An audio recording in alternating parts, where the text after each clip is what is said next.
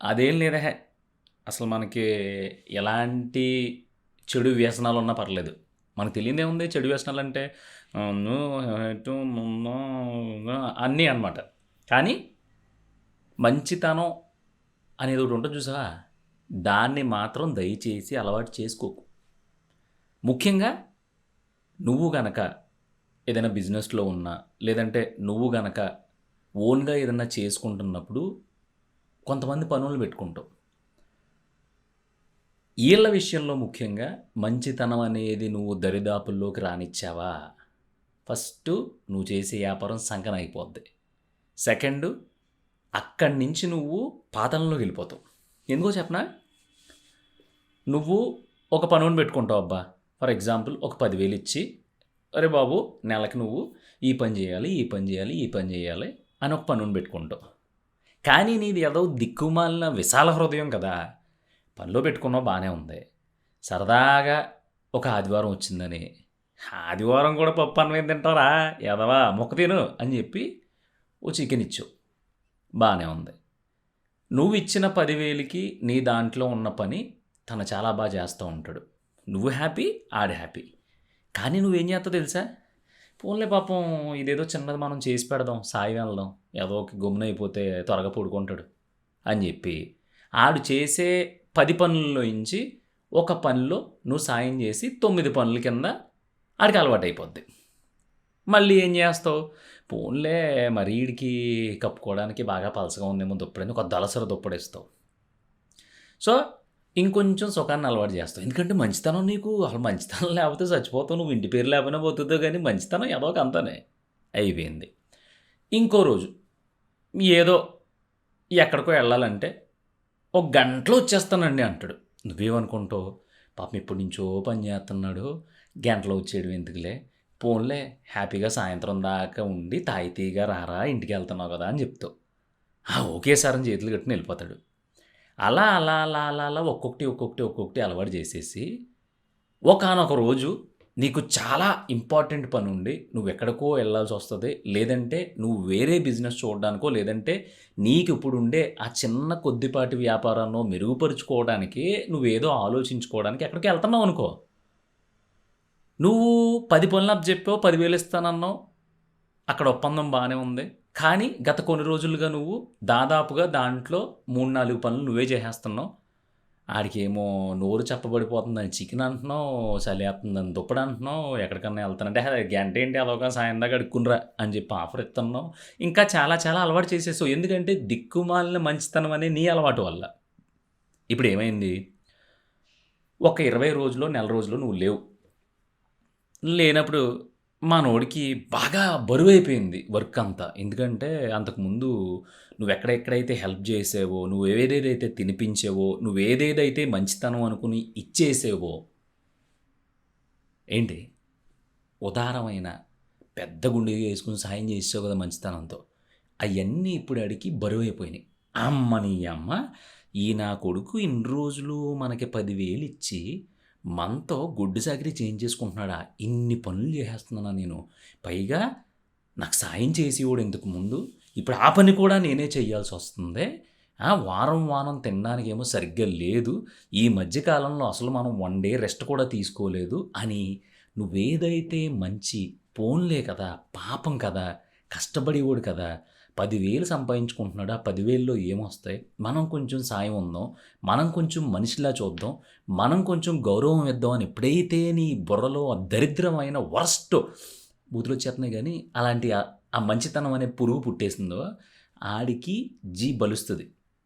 ఒళ్ళు కొవ్వెక్కి కొట్టుకుంటాడు అప్పటి నుంచి. సో, ఆల్ ఆఫ్ సడెన్ మనోడికి విపరీతమైన కండకావరం, విపరీతమైన ఒళ్ళు కొవ్వెక్కి నీకెసరు పెట్టడం మొదలుపెడతాడు. అప్పుడేమవుద్ది? నీకు కాలుతది. కాలిన తర్వాత నువ్వేమంటావు? ఏం నువ్వు చేసింది తొక్కలో పని. పోన్లే కదా! ఒక గంట ముందు రెస్ట్ తీసుకుంటావు కదా! అని నేను కదా సాయం చేశాను అంటావు నువ్వు. ఆడేమంటాడు? మిమ్మల్ని నేను చేయమన్నానేంటి? నాకు తెలియక 10 పనులు ఒప్పేసుకున్నాను మీ దగ్గర. నాకు అర్థమవుతుంది ఇప్పుడు ఆ 10 పనులు చాలా కష్టం. అది కుదరదు. నాకు జీతం పెంచాలి. లేదంటే నాకు పలానాది కావాలి. లేక అది కావాలి, ఇది కావాలి. ఆ అమ్మ 3 కోరికలన్నీ కోరతా ఉంటాడు. నీకా అవన్నీ ఇవ్వటం వర్కౌట్ అవ్వదు. ఎందుకంటే మనమే 10 ఊళ్ళు అడుక్కుంటున్నాం ఇప్పుడు. మళ్ళీ ఈడికి ఆ 10 ఇచ్చామనుకో మనం ఇంకో 20 ఊళ్ళు అడుక్కోవాలి. సో, ఇదంతా ఎందుకొచ్చింది?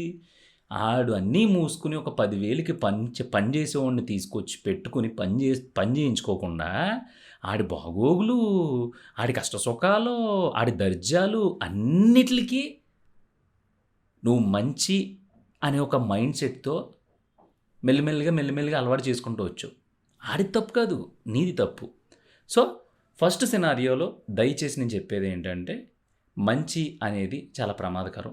పనోళ్ళ విషయంలో అత్యంత ప్రమాదకరం, విషపూరితం. అందుకని ఈ మంచితనం అనేదాన్ని దరిదాపుల్లోకి కూడా రానివ్వద్దు. ఇక జీవితంలో నువ్వేం చేస్తావు? పోన్లే మనోడే కదా! పోన్లే తెలిసినోడు కదా!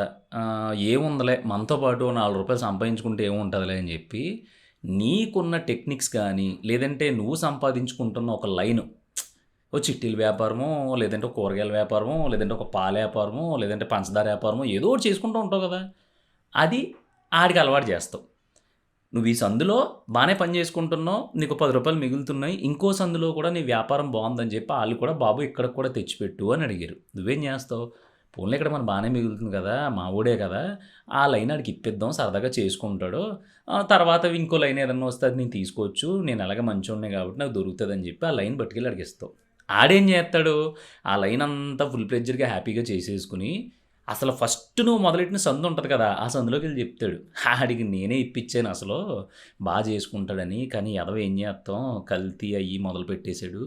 బాగోదు ఆడి దగ్గర ఏమీని. మనిషి అంతా అదో రకం టైపు. మంచోడు కాదు. ఏం చేత్తాం మనోడు కదా! అని ఏదో ఎంకరేజ్ చేసామని చెప్పి, దారి చూపించిన నీ దారిలో సీసా పెంకులు, ముళ్ళు, రాళ్ళు, రప్పలు అన్నీ ఏసి పడదొబ్బుతాడు. నీ వ్యాపారం పోద్ది. నీ సంపాదన పోద్ది. అప్పుడు ఏదైతే నువ్వు పోగొట్టుకున్నావో అది కూడా ఆడు లాగేసుకొని మీసం మెలేస్తాడు నీ ఎదురుగుండా.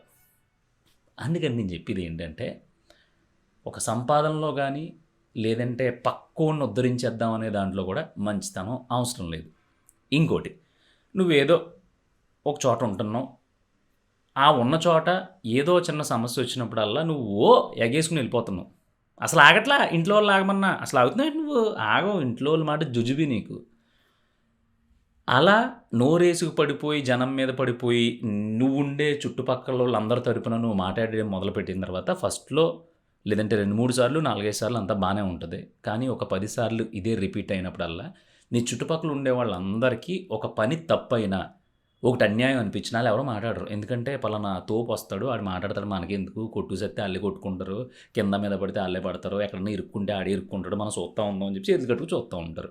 ఒకానొక రోజు అది బర్స్ట్ అవుద్ది, నువ్వు ఇరుక్కుంటావు, దూల తీరుతది. తీరిన తర్వాత బుద్ధొచ్చినా సరే ఉపయోగం ఉండదు.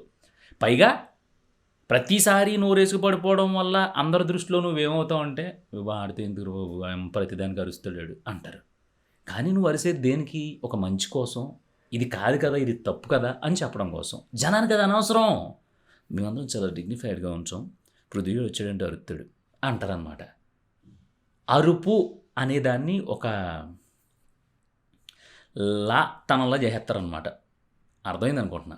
సో, అందుకని దయచేసి నీ లైఫ్‌లో ఏ బ్యాడ్ హ్యాబిట్ ఉన్నా పర్లేదు. అది నీ వరకు పరిమితం అవుతది. అది నీకు ఎంతవరకు బ్యాడ్ చేస్తదో పక్కన పెడితే, ఈ మంచితనం అనే ఒక హ్యాబిట్ ఉంది చూసావా? ఇది చాలామందిని సర్వనాశనం చేసేసింది. గొప్ప గొప్పోళ్ళని. నాకు తెలిసి నువ్వు చదివే ఉంటావు, నువ్వు వినే ఉంటావు. పలానా ఆయన ఒకడిని నమ్మి పాపం మెయింటెనెన్స్ అంతా ఆడి చేతిలో పెట్టారంట. ఆడేమో నాకించేసాడంట అంటారు. పలానా ఆయన ఒక ఆమెని నమ్మి ఆఫీస్ మెయింటెనెన్స్ అంతా ఆమె చేతిలో పెట్టాడంట. ఆమెమో అంట అని. ఒక ఆమె ఉందంట పాపం ఇంట్లో వాళ్ళందరూ కొంచెం తాగుబోతులు అయ్యి అంటే పాపం ఎవరినో గుమస్తాను పెట్టుకుని ఆ గుమస్తా అమ్మగారు అంటూ ఉంటే అన్నీ తాళాలు పట్టుకెళ్ళి ఆడి చేతిలో పెట్టిందంట. ఆడేమో ఒకరోజు ఎవరు నువ్వు అన్నాడంట ఆమెని అని చెప్పి. ఇలా రకరకాలుగా మనం వినే ఉంటాం చాలా చోట్ల. ఇదంతా ఎందుకు వచ్చిందంటే మంచితనం. హే మనోడే కదా పర్లేదే హే అనే మాట ఏదైతే ఉందో దాని అమ్మ ఆ మాట అసలు అది నాశనానికి మొదటి పదం ఊత పదం అనమాట. అందుకని దయచేసి ఎవరికైనా ఈ మంచితనం ఉద్ధరించేద్దాం ఆడిని ఈడిని, లేదంటే ఎవడి కోసం మనం దిగిపోయి మాట్లాడేద్దాం, ఎవడినో ఏదో చేసేద్దాం అనే అలాంటి అలవాట్లు ఏమన్నా ఉన్నాయనుకో, అయన్నీ పక్కన పెట్టేసి, మంచిగా ఉండకు అంటే నువ్వేదో రాక్షసుడిలా మారిపో, రావణాసురుడిలా మారిపో అని చెప్పట్లా. నువ్వేం సంపాదిస్తున్నావు? నీకెంతొస్తుంది? అసలు మనం ఏం పీకుతున్నావు? అసలు భవిష్యత్తులో మన బతుకేంటి? ఇలాంటియన్నీ నీకు నువ్వు ఆలోచించుకుని, ఒక రకమైన స్వార్థంతో బ్రతకగలిగితే తప్ప ఈ రోజుల్లో బతకడం కష్టం. ఎందుకంటే బతకనివ్వరు. ఎందుకో చెప్పనా? ఎప్పుడు ఎవడో చులాగ్గా, తేలిగ్గా ఎవడో అంటే తెంగరోళ్ళ దొరుకుతాడో ఆన్ని పట్టుకుని లాగేసి ఎముకలతో పాటు అన్నీ నుజ్జు నుజ్జు కింద కొట్టుకుని తినేద్దామని చూస్తున్నారన్నమాట. అందుకని ఎంత క్రూయల్‌గా, ఎంత లిమిట్‌లో, ఎంత స్వార్థంతో బ్రతుకుతావు అనే దాని మీదే నీ గ్రోత్ ఆధారపడి ఉంటది. నువ్వు తెలివైనోడివి అయితే సరిపోదు. నువ్వు తెలివైన దానివైతే సరిపోదు. ఖచ్చితంగా నీకు స్వార్థం ఉండి తీరాలి.